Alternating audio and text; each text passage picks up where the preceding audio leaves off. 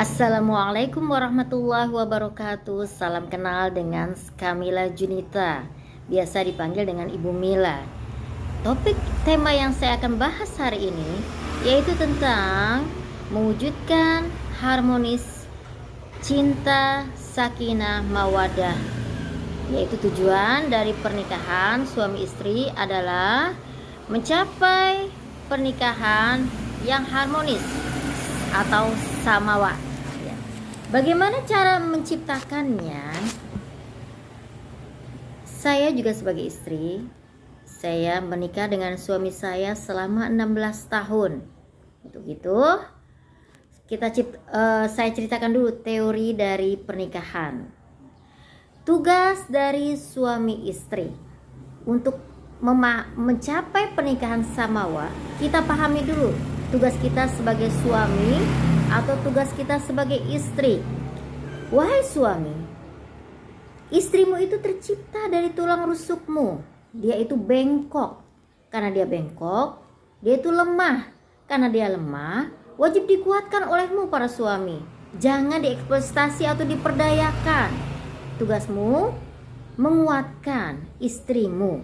Itu tugas para suami, yaitu menguatkan. Dan sebagai pemimpin, sebagai driver istrinya dan anak-anaknya serta keluarganya. Hadis Rasulullah SAW, kullukum ra'in wa kullukum mas'ulun an ra'iyatihi. Kalian itu sebagai pemimpin dan diminta pertanggungjawaban tentang pemimpinannya. Suami itu diminta pertanggungjawaban pimpinannya sebagai nahkoda keluarga. Istri itu diminta pertanggungjawaban pemimpinannya tentang pimpinan rumah tangganya, itu anak-anaknya, karena anak-anaknya itu dipimpin oleh istri-istrinya. Nah, kemudian setelah mengetahui bahwa istri itu bersikap lemah, tapi banyak fenomena yang saya lihat, misal tetangga saya, dia berjualan sayuran keliling dengan gerobak. Dia juga masih bisa menggendong anaknya, masih bisa melayani konsumen, melayani dagangan sayurannya, dan masih bisa melayani suaminya. Suaminya menelponnya, dia masih bisa mengangkat teleponnya dan menyapa suaminya. Ya, itulah pribadi seorang istri yang soleha, yang masih bisa berjuang untuk keluarganya, tetapi masih juga bisa memberikan inspirasi, membuktikan cintanya kepada suaminya, bahwa dia itu sebagai istri yang setia kepada suaminya.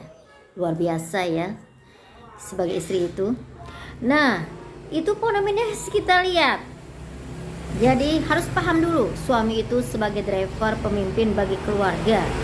Suami juga wajib memberi nafkah lahir batin untuk istri dan anak-anaknya. Itu motivasi bagi para suami ya. Karena saya jujur, pengalaman pribadi saya mempunyai seorang suami itu jamaah tabligh ya. Dia itu biasa berdakwah keliling setahun sekali 4 bulan, meninggalkan istrinya di komunitasnya. Dia berjuang katanya untuk fisabilillah, tetapi terkadang persepsi mereka itu salah paham. Memberi nafkah istrinya ala kadarnya ya. Jika nafkah suami itu kurang, maka istri itu mencari nafkahnya sendiri, berjuang sendiri, berjihad sendiri untuk dirinya dan anaknya. Dan wahai para suami, apakah kamu mau menjadi suami seperti itu? Itu pengalaman pribadi saya sebagai istri. Tetapi itulah namanya kisah hidup. Saya menerima qadarullah yang Allah berikan kepada saya, kepada hidup saya, yaitulah. Jadi jangan sampai apapun nafkah yang kalian berikan wahai para suami kepada istrimu, keringat yang kalian berikan itu merupakan pahala kalian, merupakan jihad kalian untuk keluarga kalian. Dan itu membuat istri kalian itu sangat sayang kepada kalian. Ya, jadi pelayanan servis suami kepada istrinya itu seperti apa? Itu perlu introspeksi juga para suami kepada istrinya. Ya. Kemudian setelah nafkah lahir batin, suami itu juga wajib sebagai pasangan memberi pasangan sebagai suami itu pasangan bagi istrinya. Namanya pasangan itu bagaimana sih? Pasangan itu kan harus berdua, kemana-mana harus berdua, ya. Walaupun beda jarak, misalnya suami bekerja, istri di rumah, siapkan waktu durasi untuk menelpon, untuk komunikasi sehari itu berapa jam sebelum suami itu sampai ke rumah.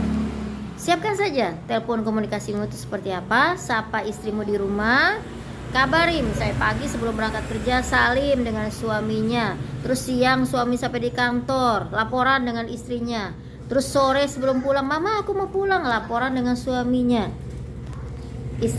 suami laporan dengan istrinya.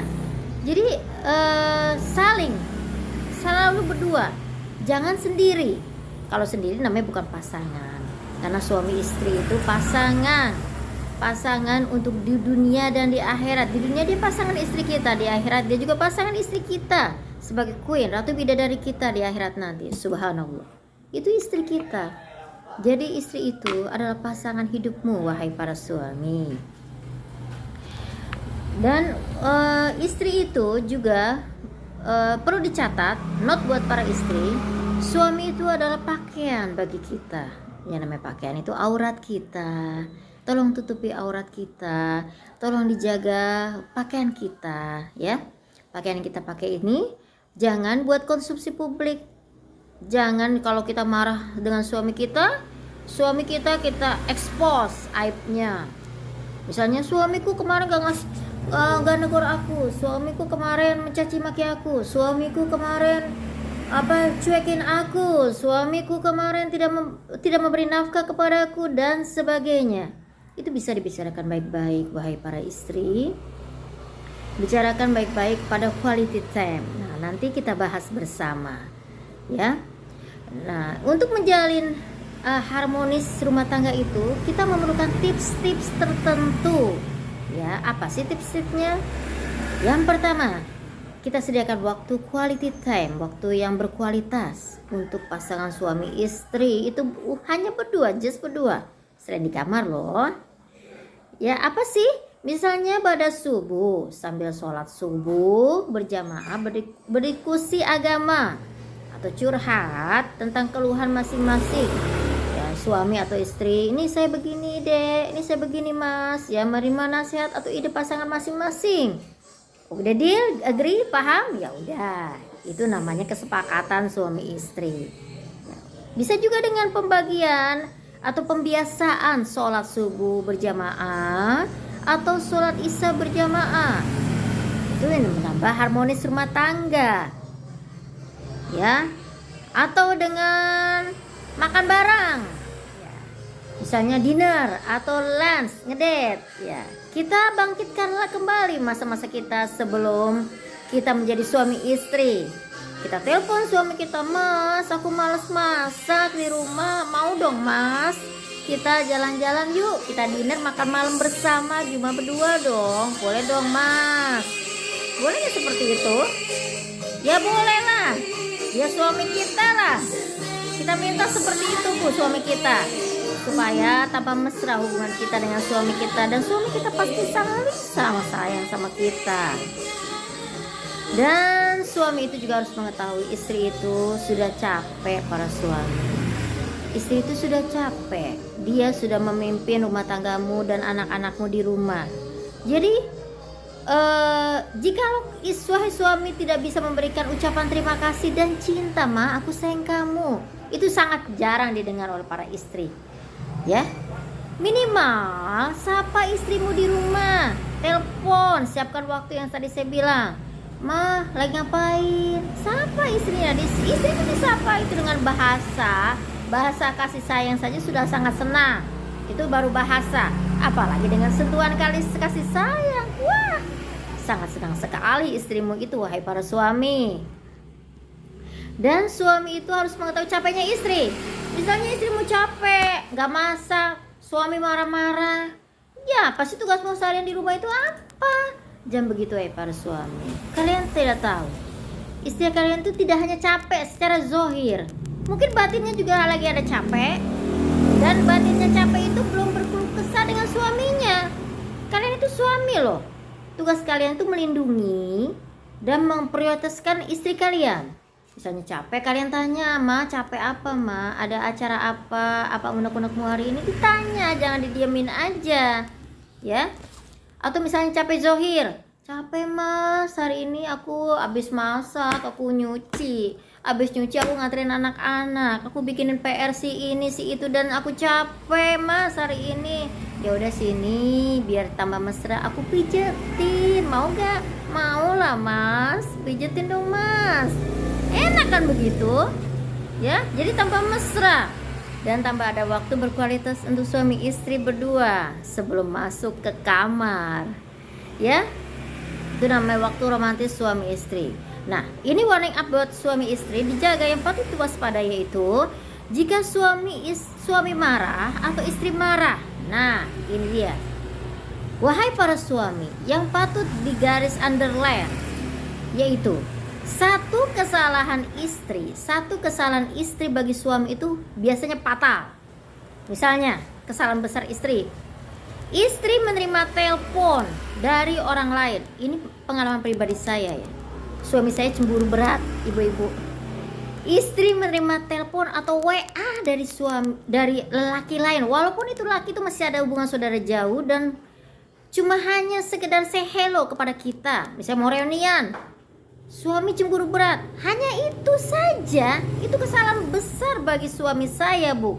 Suami saya membanting handphone saya. Suami saya mencubit saya. Kadang-kadang itu diulangi lagi di kamar dan di mana saja. Ya saya jawab lah. Kita juga istri cuma punya perasaan. Saya jawab, tidak hanya dibanting. Jadi jangan sampai klimaksnya suami itu terjadi main kasar, main tangan kepada istri hanya cuma hal sepele. Ya. Karena cemburu berat kepada istrimu. Itu kesalahan besar fatal suami kepada istrinya. Itu di warning up dan di note, di underline, di garis bawahi. Sebaliknya, kesalahan para istri. Misalnya kita istri punya salah kepada suami kita. Satu kesalahan fatal istri yang tadi saya bilang itu kesalahan fatal. Ya, itu selalu direview, diulang-ulang. Bagi suaminya itu selalu diingat. Itu merupakan kesalahan besar seorang istri.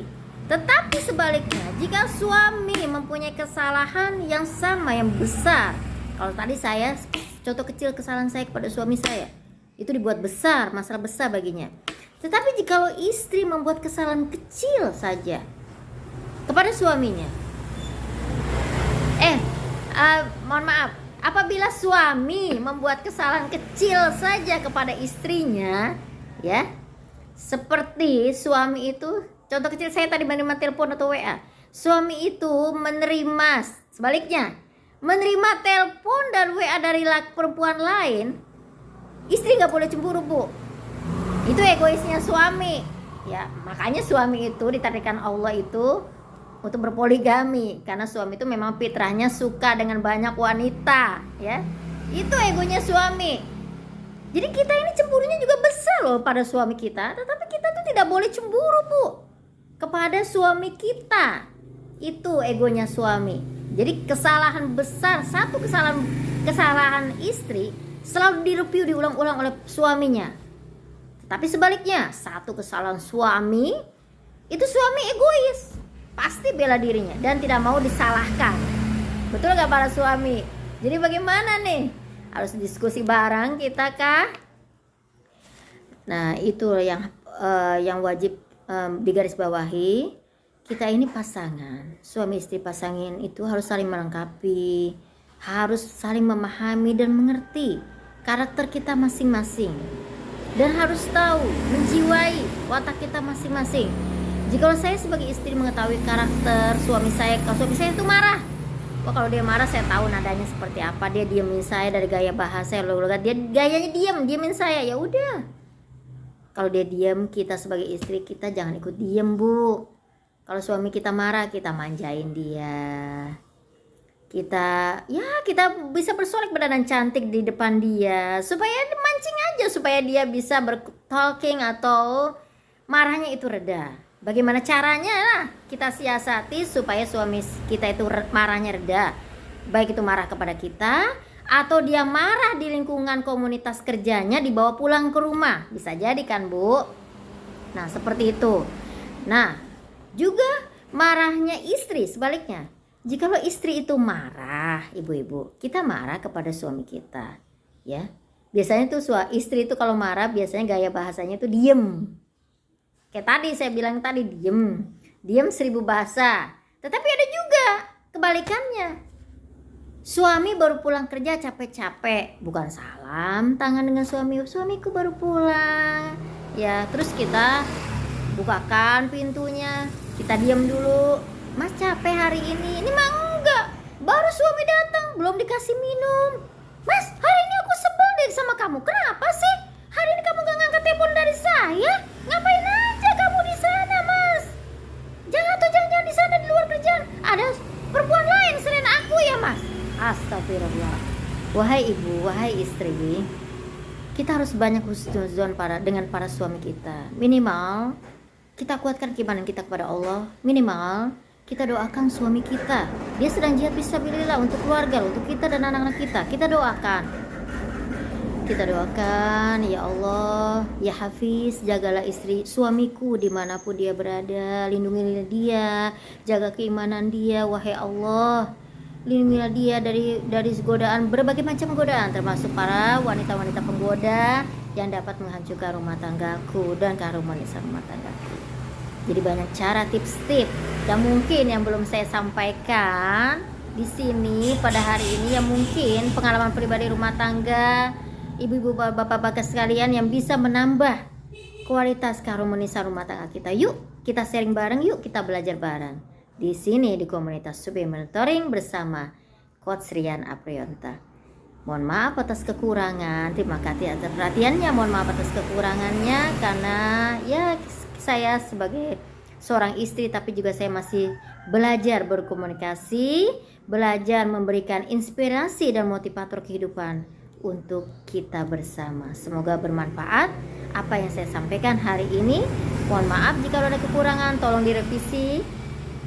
Jikalau ada tema hari ini membuat gebrakan baru, membuat kita saling bermuhasabah, suami bermuhasabah, istri bermuhasabah, karena tujuan pernikahan kita itu yaitu tercapai pernikahan samawat sakinah mawaddah warahmah. Ya, saya doakan yuk semoga kita semua menuju dan melangkah bersama, belajar untuk menjadi pasangan suami istri yang ideal dan harmonis, menjadi keluarga yang sakinah mawaddah warahmah.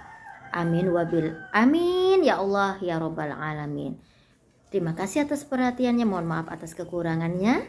Wabillahi taufiq wal hidayah. Wassalamualaikum warahmatullahi wabarakatuh.